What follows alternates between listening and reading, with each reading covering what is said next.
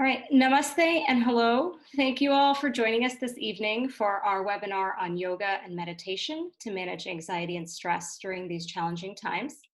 My name is Sheetal Shah, and I'm the CFO and Managing Director of the Hindu American Foundation. For those of you who aren't familiar with the Hindu American Foundation, we are a 501c3 nonprofit organization that works to create a better understanding of Hinduism and Hindu Americans through advocacy. Tonight, we are joined by Eddie Stern. I was introduced to Eddie almost 10 years ago when we were both invited to speak about the Hindu roots of yoga on a panel at Princeton. And I've had the privilege of studying Ashtanga yoga under him ever since then. And whether he is teaching someone a simple sun salutation or telling them to put their leg behind their head, Eddie does it with a great deal of compassion, simplicity, and always a touch of humor. In his very extensive teaching career, his students have ranged from underprivileged inner city children to prison inmates to stars like Madonna and Gwyneth Paltrow. And along the way, he has also developed the breathing app, which hopefully he will discuss this evening, and has also written a truly fantastic book called One Simple Thing. I'm sure that we will all walk away from tonight's webinar with a handful of simple techniques that can aid all of us during this really stressful period and beyond. So before I hand it over to Eddie, I just wanted to note that due to the number of folks on this call, we're going to be holding all questions until the very end. I believe that the raise hand feature and the chat features have both been disabled, but you can submit your questions via the Q&A function, which should be at the bottom of your Zoom screen. And after Eddie is finished speaking, HAF's Executive Director, Suhag Shukla, will moderate the Q&A portion of the webinar. So with that, I will turn it over to Eddie. Thank you very much for your very kind introduction. And it's a pleasure to be here with all of you tonight. And as well as your kind introduction, Sheetal, I have the pleasure of having you and also Suhag practicing yoga with me on different occasions. And so you on more than different occasions, but Suhag on occasional occasions, and it's always a pleasure. So namaste, everybody, and thank you for joining us. So as the title of tonight's talk is yoga and meditation and dealing with stress and anxiety in the times of this crisis. There are a bunch of different things that we'll talk about. And the first thing that I'd like to talk about is stress and the stress portion of stress and anxiety. Those two go together, they reflect off of each other. And so the first thing we'll do is we'll talk about the mechanism of stress a little. And then we're going to talk about threat perception. And then we're going to talk about strategies for dealing with stress and also dealing with how we can reframe our perception of stress so that we can grow from whatever the challenges that we're presented with. So the first thing we'll start off with is stress. Stress is a word which we're all very familiar with these days. We identify it as being a negative force. The term was coined by a Canadian-Hungarian endocrinologist named Hans Selye, who borrowed the terms from physics and said that stress is the body's response to environmental demand, and that stress is in fact a very neutral force. It's neither good or bad. It's just how our nervous system and body is going to respond to what the environment is putting in front of us. And when the demand on our body is negative, there's too much of a demand and we can't cope with it, then it's called distress. And when it's a positive force and it's something that we're going to grow from, then it's called eustress. So right now, the way that we look at the word stress is we think that all stress is bad for the most part, unless you're an exercise physiologist or a chemist or something like that. But for the general public, we've been trained to think, oh, stress avoided at all costs. So basically, that is where stress has come from today. Hans Selye traveled around the world and he had the word stress included and managed to get it included in almost every dictionary in every different language around the world as the word stress. So if you go to Spain, the word stress in the dictionary in Spanish is going to be stress with a Spanish accent. And the same is true in Chinese, and in multiple languages around the world. And that was one of his life's goals, to say this is something that we all experience, so let's have a common word for it. That's an amazing thing that he did. He was actually lost a lot of credibility in the science world because he engaged with the lay public. And, you know, scientists usually talk to scientists. They don't engage with the lay public. So he lost credibility, and much later on, his teachings, they began to gain steam. And right now they're coming a full circle with the yoga communities as well. So within the nervous system, the autonomic nervous system, we have two basic branches. We have the sympathetic nervous system, and we have the parasympathetic nervous system. The autonomic nervous system, for those who aren't familiar, is that part of our nervous system which is performing all the functions that need to be carried out so that we can stay alive without having to think about them. And these include breathing, heart rate, blood pressure, sleep, digestion, elimination, and reproduction in terms of actually growing a baby, and body temperature as well. So these are some of the things that are going to be controlled by our autonomic nervous system. When it gets hot out, our body knows to release heat by sweating. We don't have to think about it. When the sun sets, our body says it's time to go to sleep. We don't have to think about it. When we're eating food, we digest it. We don't have to think about it. When we're breathing throughout the day, we don't have to think about it. If we did, we wouldn't be able to do anything like eat or sleep or any of those other things because we'd be busy trying to remember to breathe. So autonomic nervous system keeps all of our survival functions happening so that we can do particularly that, so we can survive. Now, one of the things that has happened in these many tens of thousands of years, almost 100,000 years, or at least 70,000 years of human development, is that we've developed a nervous system that has allowed us to stay alive, not only through survival functions, but through avoiding dangerous situations that could lead to our demise. Now, single-cell amoebas have this too, multicellular organisms have this, animals have this, and humans have this. And this is what we call threat perception, that we naturally will move away from danger, we'll move towards safety, we will move towards nourishment, we move away from the things that are going to threaten our existence. And you see this behavior in single-celled organisms as well. And so with the development of our ability to perceive threat and then protect ourselves from threat,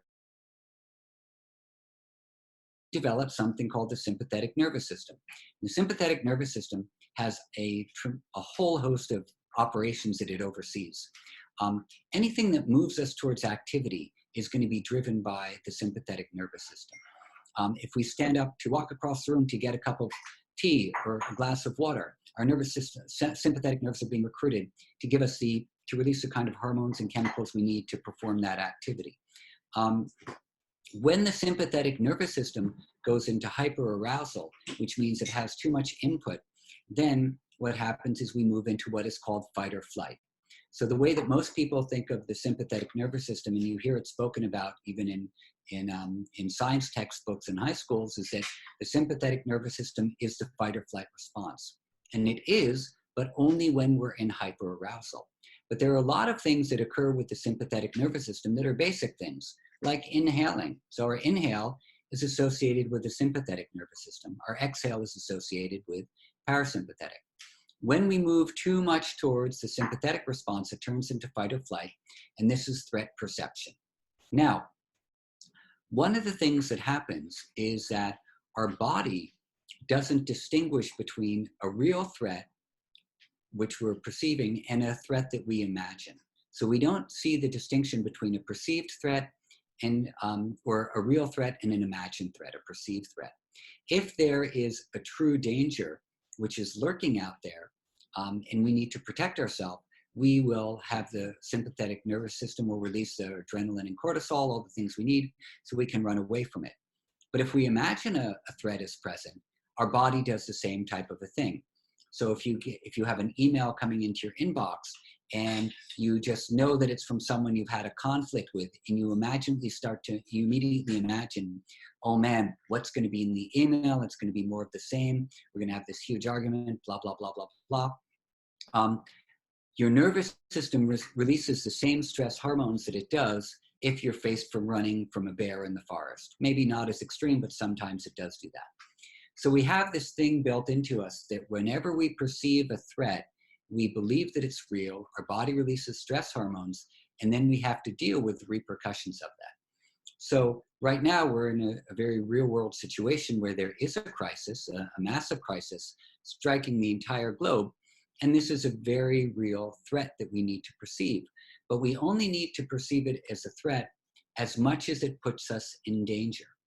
So for example, if we are self-isolating and we're washing our hands every 20 minutes and we're not engaging in contact with people who are sick, and we're not in close confined quarters for people for 15 or 30 minutes who might be infected, if we're doing all the things that the CDC and the WHO and Dr. Fauci and everyone is telling us to do, if we follow those things, then we don't have to worry because we're going to be safe if we follow all those things and we are isolating.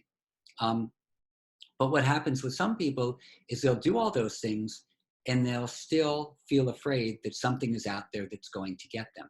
That even in the safety of your own sanitized, clean home, where no one's going outside and you're not having contact with anyone in the outside world, that still somehow some coronaviruses are gonna, filter all the way up to your 13th floor apartment, which is where we live, and you're gonna touch your doorknob and you're gonna get sick. But that's not gonna happen if all of the right things are being followed.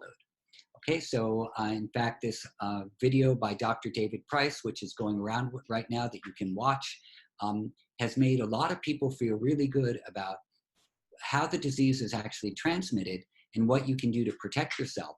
And if you watch that, you might, and you're nervous about all this, you might feel a lot better about the things that are going to keep you safe. So this is a very good thing to do because it will help reframe your perception of the danger that you might be in from this virus. And when you reframe your perception, what happens is your sympathetic nervous system, which has been on very high alert and perceiving a threat everywhere, is going to begin to downregulate itself. And when it begins to downregulate itself, the parasympathetic nervous system is going to upregulate. Now, what is the parasympathetic nervous system? Parasympathetic nervous system is 80% your vagus nerve. And the vagus nerve is the 10th cranial nerve that comes down from below the brainstem, at the brainstem behind the ears. It comes through the throat in through the trachea. It comes down to your heart, to your lungs, to your liver, to your pancreas, to the stomach, and to the intestines. And it's constantly sending messages from the visceral body up to the brain to tell the brain what the condition of the visceral body is.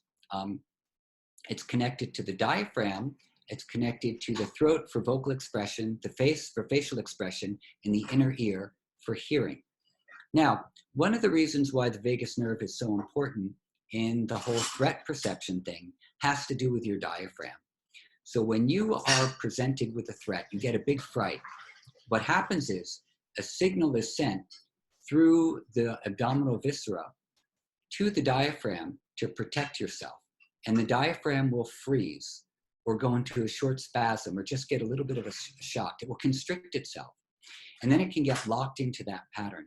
And then it sends a message from the diaphragm through the vagus nerves up to the brain saying danger. You have to protect yourself. Something's not quite right. And if you pass the danger, this all fades from your system. But if you repeatedly expose yourself to a real danger, even the mental idea of it, the diaphragm stays locked in this pattern. It throws off your breathing and it continues to send danger signals to the brain. So what we want to do is we want to downregulate that whole mechanism by smoothing out the breathing and engaging the vagus nerve to come back into its dominant position where it needs to be. So what happens when the sympathetic nervous system is in high alert? You are releasing adrenaline and cortisol, and your body begins to turn into, it becomes inflamed through the inflammatory nature of these stress hormones.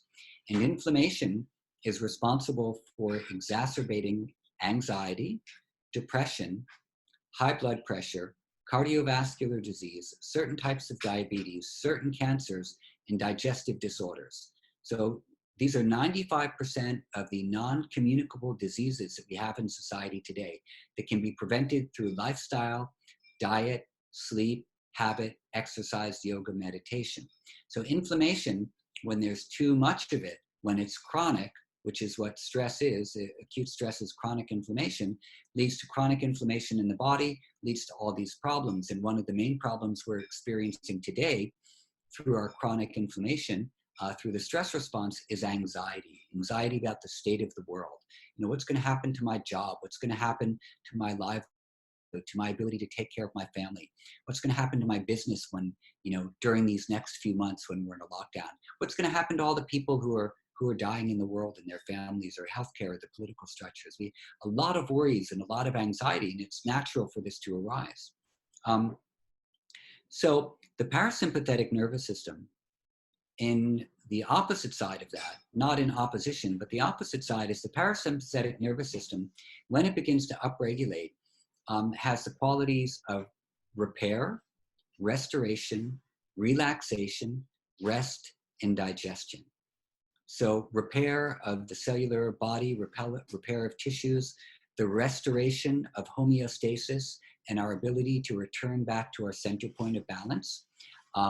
Digestion, which gets thrown off through anxiety, improvement of sleep, and a whole host of other functions that have to do with what happens when the relaxation response becomes dominant, becomes more present in our waking day. Okay, so here's the basic thing. Stress, too much of it becomes overwhelming. That stress turns into anxiety or fear. The anxiety or fear then turns into panic.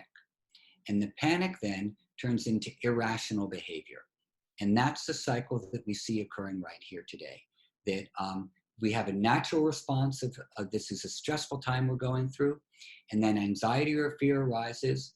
When that keeps on repeating and repeating, it turns into fear. And then the fear turns into irrational behavior, which causes you to stockpile toilet paper, to stockpile and hoard resources, to buy up all of the medical grade masks that are on the market rather than letting them, you know, be used by the hospitals who need them, and all these types of things. Okay, so what do we want to do? Well, we want to begin to slow all this down. We want to begin to downregulate, to pause. The easiest thing to do is to do breathing practices, because through breathing practices, especially where we lengthen the exhale, we are going to be stimulating the vagal brake. And the vagal brake is that part of the vagus nerve which is slowing everything down on the exhale and down-regulating sympathetic. So if you imagine your sympathetic nervous system is like an accelerator and your parasympathetic is like a brake. When our sympathetic nervous system is turned on to a high degree, it's like the accelerator is pressed down. And now what we need to do is we need to improve our braking mechanism. And so the braking mechanism is the exhale and the conscious breathing. And that bypasses the entire thing. Okay? So what we're going to do now is we're going to do a simple breathing practice to hopefully give you a sense of what it feels like to have your diaphragm move and breathe slowly. And we're also going to slowly begin to lengthen the exhale through this breathing practice so that you can begin to down-regulate the sympathetic, up-regulate the parasympathetic. Okay? Now, I just want to add in one more thing, that the question arises a lot, like, when I'm in a panic, what can I do? You know, when things are going crazy, what can I do? And if you don't have the tools already in your toolbox to manage extreme stress when it arises, then there's not much you can do in the moment, frankly. What you need to do is you need to develop a practice. And you need to develop a practice that you do a little bit every day so that when you need those tools, they are there for you. That is the purpose of practice, that you practice outside of a crisis situation. So when you're in a crisis, even a small one, like an email or a crying baby or, you know, exhaustion from too many sleepless nights, that you have the tools ready for you to draw on. And that's what any professional person does in the world. Firemen and firewomen practice outside of a fire. They don't say, hey, let's run into a fire and see, you know, how we can put it out. you practice beforehand. Doctors and police officers, school teachers, any professional level, politicians, what they do is they're supposed to prepare for a crisis so that they can deal with it. And what we do within yoga and meditation is we prepare for crises every day, but they're not things like burning buildings or people that we need to arrest or doing, surgery for regular people, like the general public. The crises that we're preparing for are mental and emotional ones. What happens when my emotions run away from me and I get angry, or I get depressed, or I feel a tremendous shame towards myself, or I feel jealousy, or any of these things? So what happens when I have a mental crisis where I have extreme doubt? These are the things that we need our practice prepared for to support us. The simple little things: mental health, emotional health, physical health. What happens if something goes wrong in my body? How am I going to deal with it? And so in the yoga tradition, there's a particular word for this, and this is called tapas. And tapas is where you intentionally expose yourself to some type of a hardship, to challenge yourself so that you can grow. And so what happens with tapas in the Vedic tradition, tapas is an integral part of the Vedas. You see it all over the Vedas.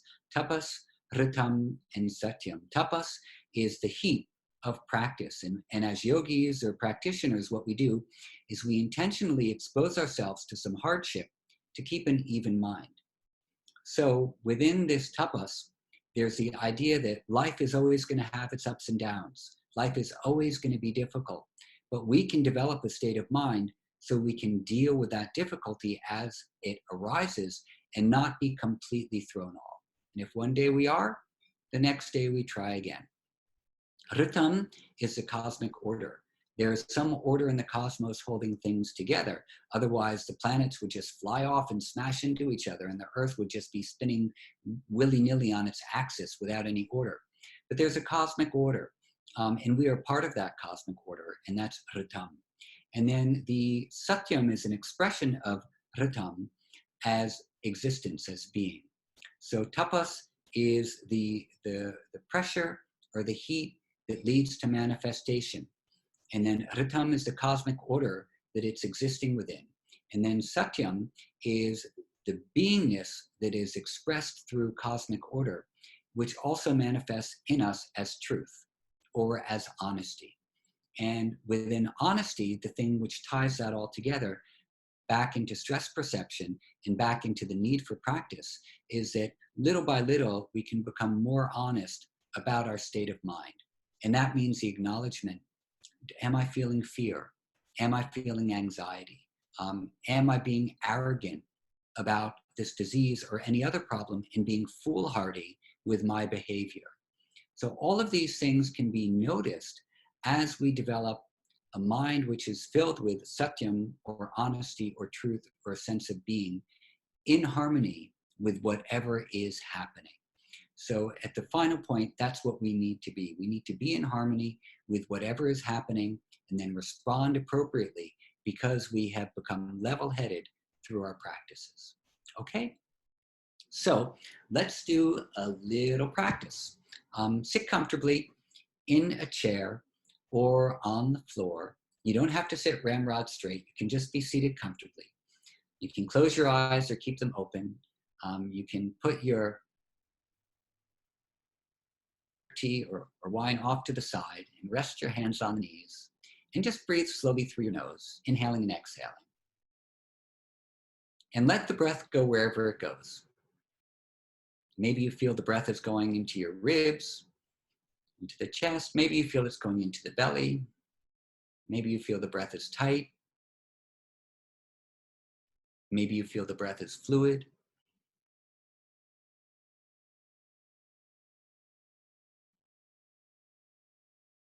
And the breathing through the nose is important because as you breathe through the nose, you release nitric oxide, which is helpful for killing harmful bacteria.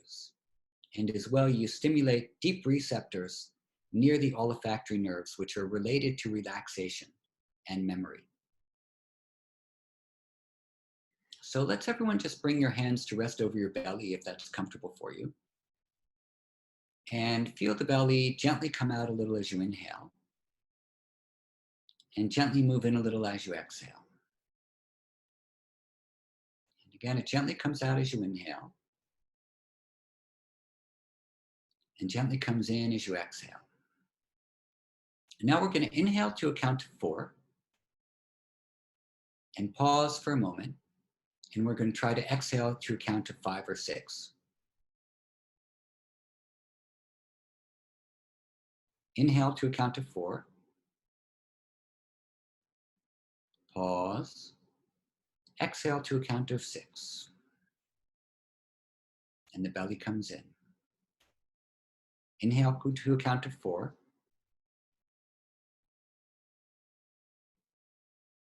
And then slowly exhale to a count of 6. Do that one more time. Inhale through the nose to a count of 4. Pause. And then exhale slowly to a count of 6. Okay, so now we're going to do that same breathing pattern. I'm going to move my camera down slightly. And I'm going to move my hands right onto my waist. And then from my waist, I'm going to move my hands slightly up onto my lower ribs. If this is completely uncomfortable for you, just try putting your hands on your lower ribs like this. But if you can, keep your fingers forward and keep your thumbs a little bit in the back of your body so you can feel your thumbs pressing to your back ribs a little. Best you can. And now as you breathe, you're going to imagine your lower ribs are like the 2 wings of a bird. And you're going to breathe out into the palms of your hands, pushing your ribs into your palms. And when you exhale, you're going to gently squeeze the ribs back in, pushing your palms gently on the sides of the body. Inhale out into your lower ribs, like you're breathing into the bottom of your lungs.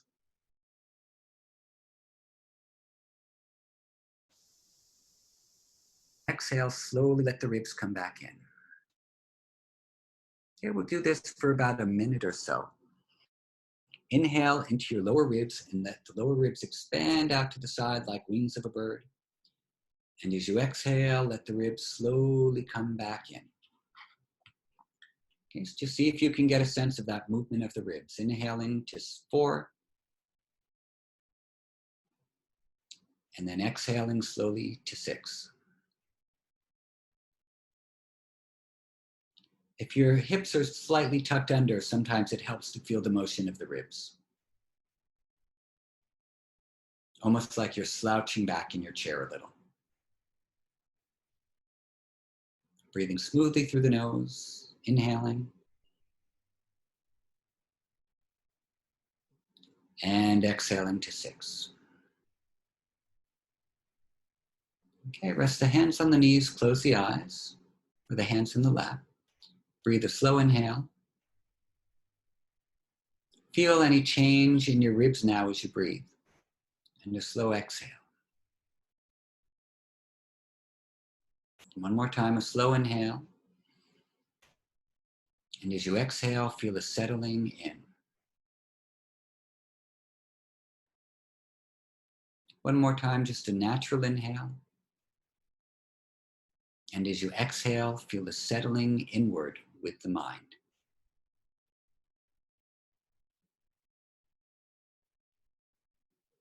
And if you feel any sense of quiet, feel that you're absorbing that quiet into your cellular body, like soaking up liquid into a sponge.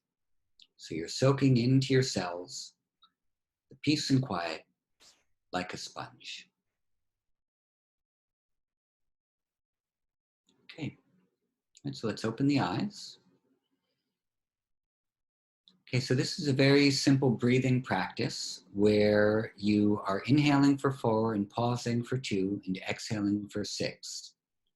And the cycle of 6 means you're breathing for 5 breaths per minute.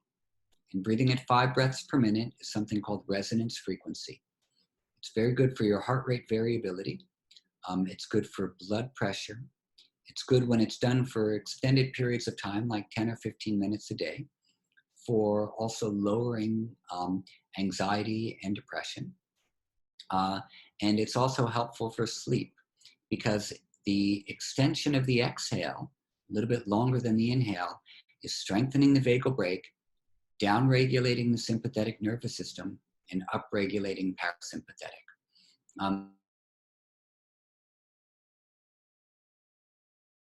Action. We have the prefrontal cortex is more online, and we have better feelings of safety, contentment, and social connection. Okay, so just to sum up everything we talked about, the first thing we talked about, stress is a neutral force. When we have, it's the way that our body responds to environmental demands. Too much stress, called distress. Positive stress that makes us grow is called eustress. Next, we talked about threat perception, which is what we do, and that's how we've survived for a long time, and how we can manage threat perception by seeing and evaluating what is truly a threat and what is not a threat. We talked about the sympathetic nervous system moving us when it's in hyperarousal towards perceiving threat everywhere. When it's downregulated, the parasympathetic, which is repair and restoration, will make us feel greater degrees of safety, contentment, and connection, as well as cellular repair and better sleep. And then we did a breathing practice. And so the last thing that we needed to cover, which I'll do very quickly, is this idea of reframing what stress is.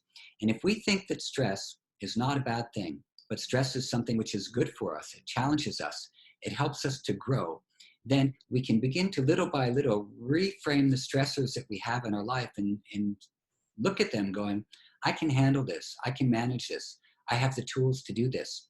And when there's too much coming in, we'll also have the sense of mind, because we have a healthy nervous system and strong resiliency, the ability to bounce back to our center point, to say, okay, you know what, this is enough for now.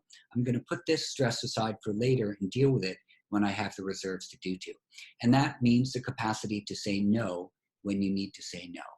Okay, so reframe stress and everything flows a lot better. Okay. Thank you so much, Eddie, for that very comprehensive overview of stress and how it affects our body. So some questions are coming in, so I'm just going to jump into it so we can get to as many as possible. First question is, how can we calm ourselves as healthcare workers who are working without protective gear? Lack of supplies and high demand has an entire system that's under pressure. How can we use meditation and yoga under these types of circumstances? Okay, so first of all, there's so many people in this country. Our heart really goes out to the healthcare workers who are working in extremely dangerous conditions without protective gear.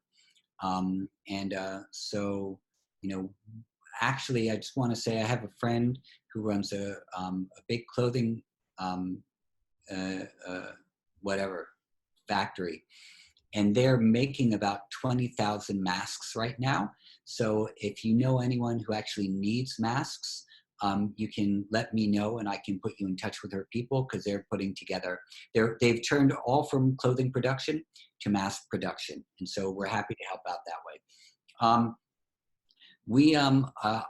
I have an app called the Breathing app.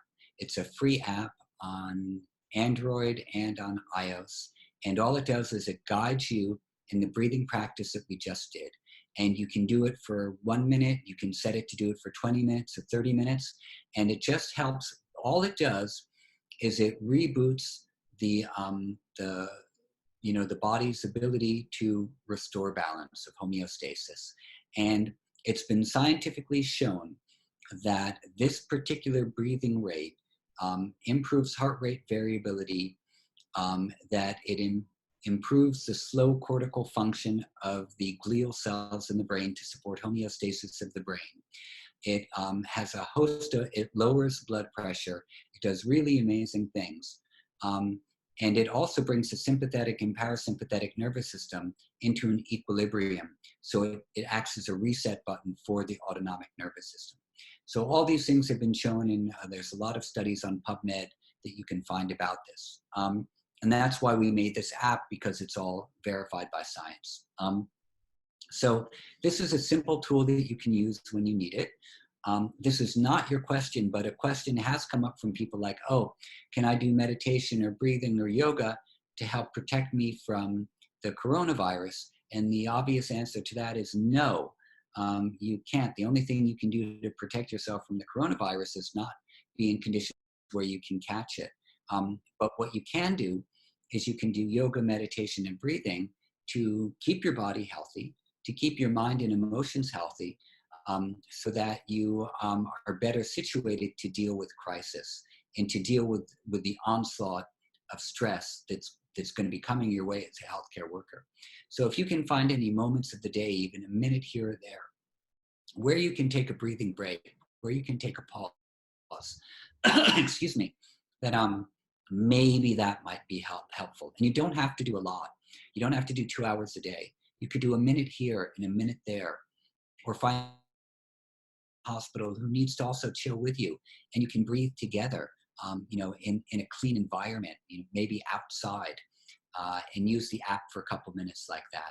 And there are a lot of meditation apps that you can use also, but the thing that I like about the breathing app, not just because I made it, but that I like about it, is that the breath is much quicker to downregulate the sympathetic nervous system than focused attention or awareness until you become very trained. A trained meditator can control their stress response just through the mind, or someone with a very strong mind. But for normal people like us who have a lot coming at us, the breath is much quicker than the mind. It bypasses the mind a little. So I'd say breathing practices might be a good thing. And I hope that answers your question. If it doesn't, then you can always get my email from Sheetal or Suhag, and I'm happy to talk more about it with you. Thanks, Eddie. And I will say that I have a 10-minute practice with your breathing app, and it has helped me with my reactivity to the way that I respond as opposed to react to stressful situations. So I will put a plug in for the app as well. Here's another question. I'm sorry, Scott, if I could just chime in really quickly. It seems like there are a lot of questions about your app. I don't think people quite realize it is actually called the breathing app. Yes. So searching for it, it is actually called the breathing app. There were just a number of questions about that. And yeah, a tip for all of you out there: if you ever develop an app, don't give it a descriptive name. And so the breathing app in my name is associated with it. Well, my full name, Edwin Stern, will be underneath it. So that's the one you look for. There are a few copycat apps out there also. Don't get those. We'll also send out a link to all the participants to make it easier. So here's another question. What are the ideal times to practice breathing exercises? Is it better to practice in the morning or at night? It really doesn't make a difference. Whenever you have enough time in your day is when you should practice. And if you're able to do it in the morning, it's nice because it sets you up for the day. And if you do it in the evening, it's nice because it clears all the stuff out from the day that happened. So if you can only do it once a day, pick whichever time fits in better to your schedule and stick with it. Make it a habit, make it a ritual. So that's always the time that you do it. Then your body will become used to doing it at that time. And once you're habituated in that way, you'll always be doing it. But if you switch back and forth between the morning and evening, you're going to be more likely to skip days or skip weeks here and there. Okay. So one interesting thing is that we have a webinar on yoga, and we haven't talked about asana, which is probably the most common association with yoga. So how does asana fit into stress management and breath fit into asana? So, asanas, of course, are very important because the place where we feel stress is in our body. Well, some of the things that you feel when you're stressed out is you get back pain, or you get neck pain, or your muscles feel tight, or if you're getting angry, your body gets tight, or you're trembling sometimes, you feel heat in the body. So the place where we feel stress or feel any emotions is in our body. So through working with the body and stretching and moving and twisting and wringing ourselves out, we are actually releasing the sensation of stress, anxiety, or other feelings that are being collected and held in our body. So that's why it's very helpful to, under stressful or anxious times, to do some exercise, to do some yoga, because you'll help to wring those things out from your body. And when you combine breathing along with the movements you're doing, it becomes a little bit more powerful, because then you are integrating the functioning of your central nervous system with the functions of your peripheral nervous system, which are helping to control body movements, as well as the somatic. So you're integrating your somatic nervous system along with the autonomic nervous system, and there's a much greater communication happening between the body and the nervous system. One other way of looking at this, and this is a really nice way of looking at it, is when it comes to brain function, we have information which is sent from the brainstem to the higher levels of the brain, and then information from the higher levels of the brain sent back down to the brainstem, and then distributed to the body. So the things that are occurring in the brainstem are all of our autonomic functions: respiration, heart rate, sleep, digestion, etc. And when one of those is thrown off, say the breathing is compromised, it's going to send a message up to through the limbic system, where we experience fear and emotions and things like that, up to the cortical regions, where we're going to say, hey, something's wrong. You need to worry about this. You need to pay attention. You need to stop. And then in the same way, we might experience something, have a thought about something, which is a frightening thought or an upsetting thought. Even if we imagine it, it sends a message down to the limbic system, which says, hey, you should be worried, be afraid. And then that sends a message to the brainstem that says, stop breathing, hold your breath, make your heart speed and go really fast. Mm-hmm. So this is bottom up and top down information processing. Mm-hmm. So the thing which is powerful about practicing asanas and breathing is that we are changing the signaling from the brainstem up to the cortical regions, and we're creating this bottom-up processing of clarity and of health, and all the messages that of rhythmicity, like evenness of breath and evenness of body, sends a message of safety and rhythmicity and evenness and balance from the brainstem up to the higher levels. So your higher level of brain functioning feels balanced as well. And at the same time, we also have the awareness of how I'm placing my body, where I'm fixing my mind, how I'm going to focus. And then that sends messages from the upper part of the brain down to the brainstem saying, hey, everything's regular, you can slow down. So through yoga and breathing, we have information processing bottom up. And from meditation and awareness, we have top down. So this is fully integrated through the whole body, brain, nervous system, emotions, awareness, physiology, and it's very complete. And this is why one of the reasons why yoga is so appealing to so many people, because we have this processing happening in both directions. And if you're only doing meditation, it's mainly going to be top-down information processing, still very effective. But when you add yoga and movement into it with conscious breathing, then you're getting both directions, and it becomes very balanced. And we found with all the work that we've done in schools that mindfulness for kids only works a little bit. But when you do movement along with the mindfulness, then things really start to change for behavior and for incidences of acting out. That leads into another question. There's people are at home, and while their schedules have been freed up because they may not be commuting to work or traveling, their social engagements have reduced. That space or that's opened up has been filled in maybe with helping children navigate online school or taking care of elderly parents, etc. So time remains elusive. So what would you recommend as a bare minimum asana and breath practice? Well, bare minimum for asanas, you could do sun salutations. If you know how to do those, those will give you an entire full body workout in 10 minutes. Any type of sun salutation for 5 to 10 minutes, and then sit down and do the resonance breathing for 2 or 3 minutes. and within 15 minutes you can be done and feel pretty good, especially if you're really focused on what you're doing while you're doing it. So if you say, I'm going to really focus deeply and intensely for these next 12 to 15 minutes, a few sun salutations, some deep breathing, sit quietly for a minute, refocus, reframe, and then you're ready for your day.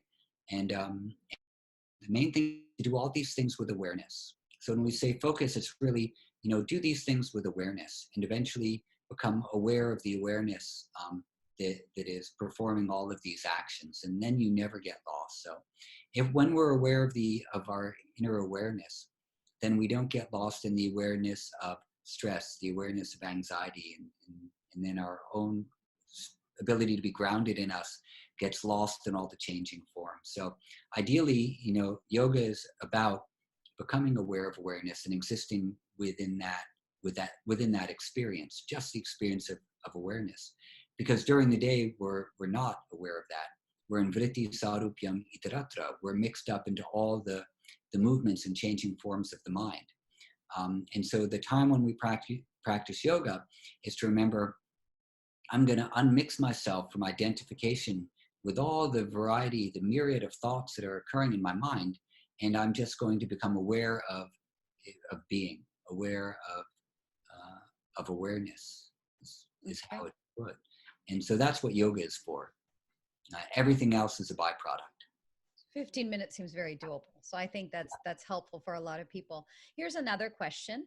How can this practice be adjusted if one has a non-critical cold or flu or respiratory infection and resulting cough? Or should one abstain until the cold is better? Oh, so, generally speaking, if you have a serious medical problem, then talk to your doctor about what you can do. And I would hesitate to answer that kind of question. I would say that if you're tired, you need to rest. Don't try to do asanas. Don't even really try to do deep breathing. But you can always do like body scans and,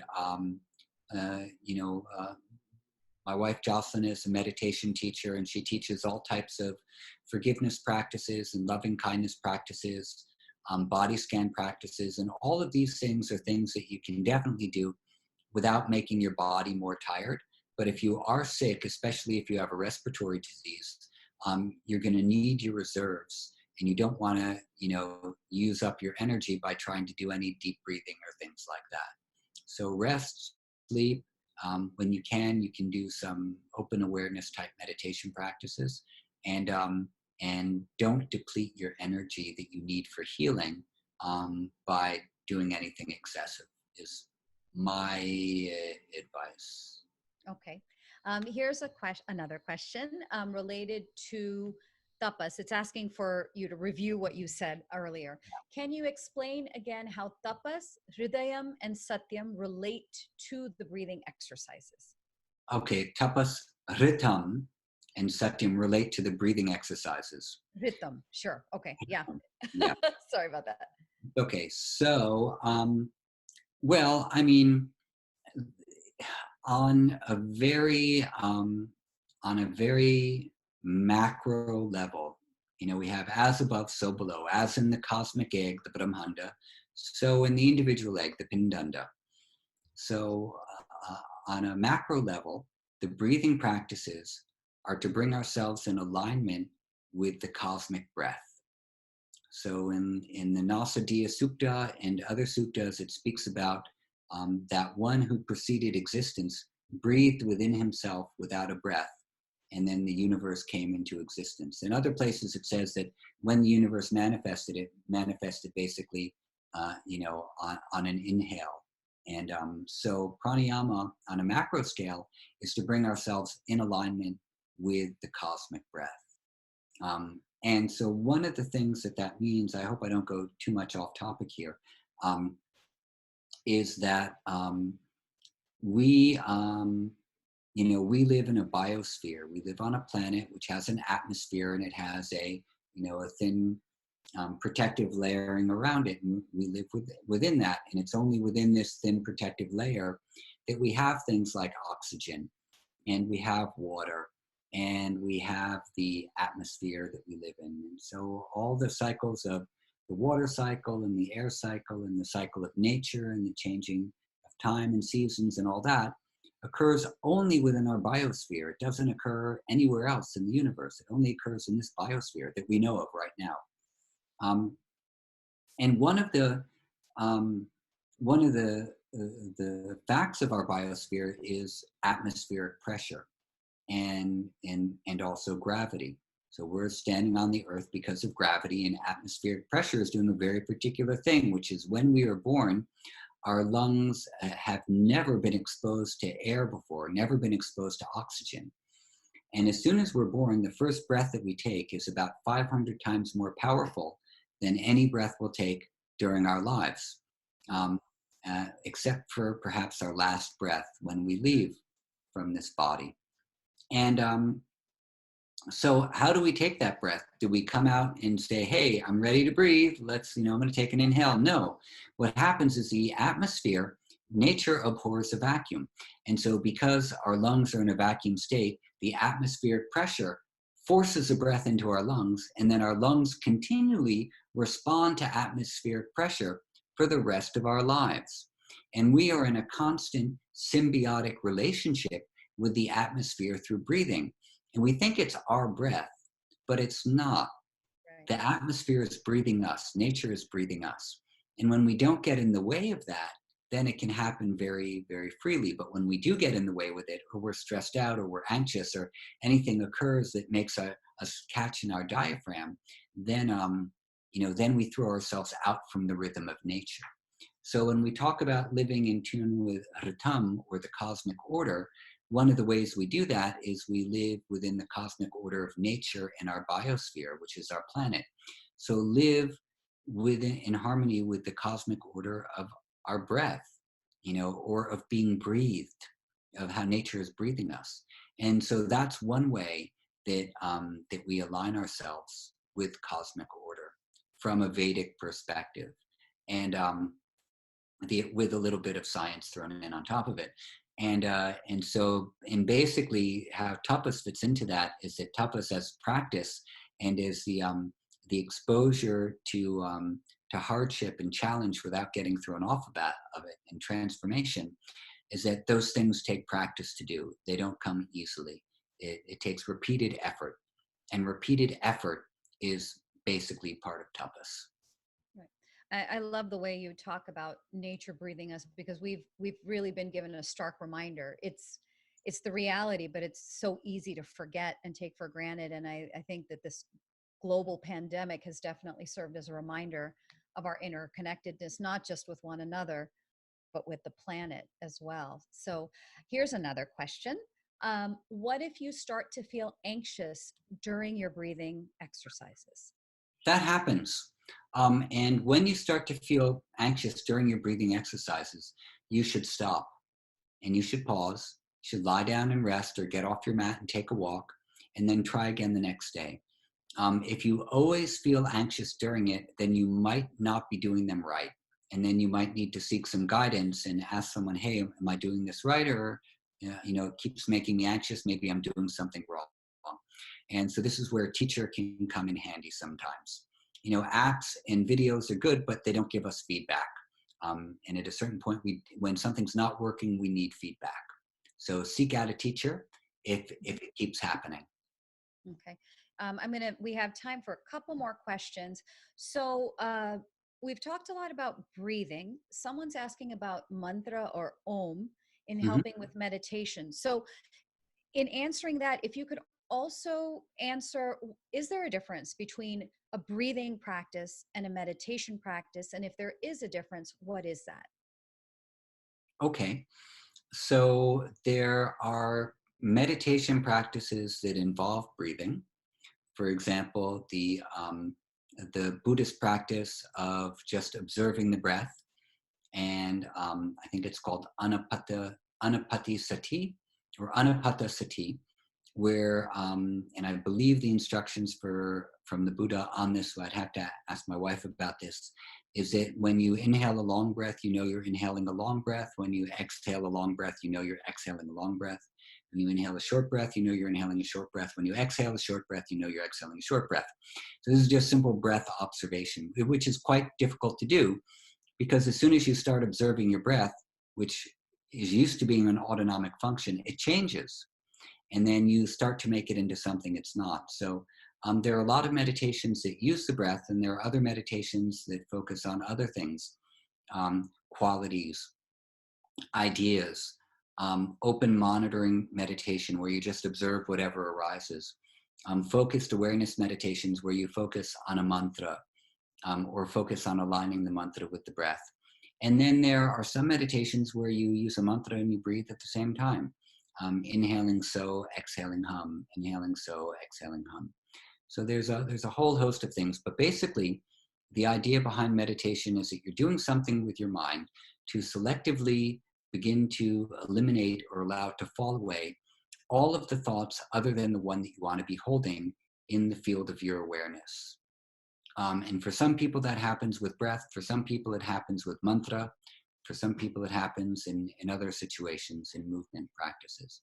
But ideally, according to Patanjali, yoga is the nirodha of the vrittis in the field of chitta, the gradual elimination or falling away or stoppage of the movements, the vrittis, the fluctuations, the activities in the field of the mind. And you selectively choose which activity you want to be there and hold only that activity. And that activity might be the chanting of Om. It might be the chanting of Shri Ram, Jai Ram, Jai Jai Ram. It might be the activity of only meditating on love or on forgiveness, compassion practices. So any of those things, depending on the adhikara of the sadhaka, depending on the eligibility of the practitioner. And that's going to vary from person to person, which is why there are so many different types of meditations.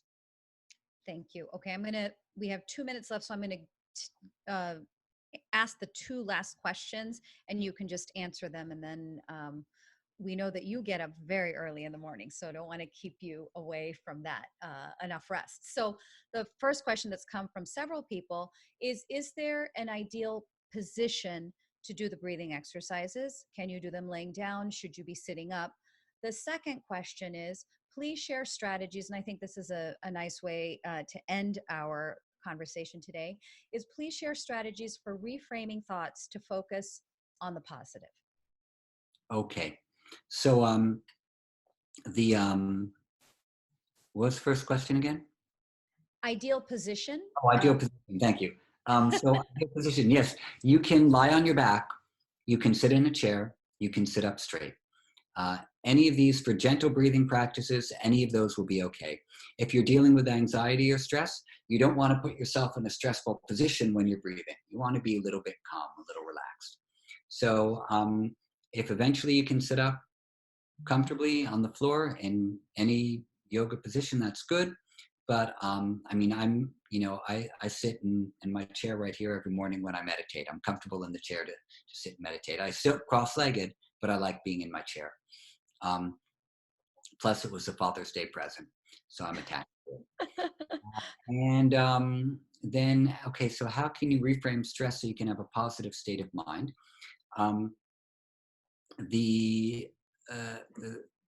Generally speaking, the yogic tradition doesn't seek for a positive state of mind. It seeks for a quiet or a calm or a serene state of mind, because the positivity is sometimes hard to hold on to when it's not realistic. And also, positive thinking has been shown in certain research studies to actually not really work that well. That people who positive think all the time have less energy and accomplish less of their goals than people who realistically think and troubleshoot while they think about things. So when you develop a quiet or an even mind, which has equilibrium, samatvam yoga uchate, yoga is said to be equilibrium of mind, then you're able to deal with the ups and downs of life, with the dvandvas, the pairs of opposites, in such a way that you're not thrown off and you can respond accordingly. Sometimes that might be positive, sometimes it might be negative. So from a yoga perspective, which is where I usually speak from, what we want to be developing is an equilibrious or an even or a quiet state of mind that is able to deal with the ups and downs of life and respond to it in an appropriate fashion. And therefore, what comes from it is not having a positive outlook all the time, which can frankly be annoying to some people. But what you have is you have a connected and grounded and hopefully loving and caring or compassionate outlook towards change and towards challenge and difficulty. Get too wrapped up in our successes, and you don't want to be too down on yourself for your failures. You know, if you fail, okay, you failed, you try again. If you have a great success, okay, it was successful, still have to try again the next day. So you don't get too caught up in either success or failure, praise or blame, you know, any of those opposites, hot and cold, et cetera, et cetera. You keep even the best you can. You can enjoy both of those things. Doesn't mean that you become cold and unfeeling. You're just not completely thrown off by them. So that's where yoga stands on that. Thank you. Thank you so much, Eddie. This was really helpful, I'm sure, for so many people out there. This will be made into a podcast. So if all of you listening out there have family members that you want to share this conversation with, it will be available. For those of you who have asked for masks, we will be sure to get the source from Eddie and share that with you. I would highly encourage you all to download the breathing app. It really is helpful. And also, Eddie's book is wonderful. One Simple Thing, A New Look at the Science of Yoga and How It Can Transform Your Life. I've read it, and I'm actually reading it a second time because it has that much information in it. But we really appreciate your time, Eddie, and namaste healthy. Thank you. And if I can make one other pitch, Jocelyn, my wife, you know her, she teaches an online meditation class, which is free on Saturdays now. So if you go to our website at eddiestern.com and people feel like, you know, they need just a little bit of meditation support or help, they can try her class on Saturdays, and it's very accessible and easy access. So that's something for your folks out there too.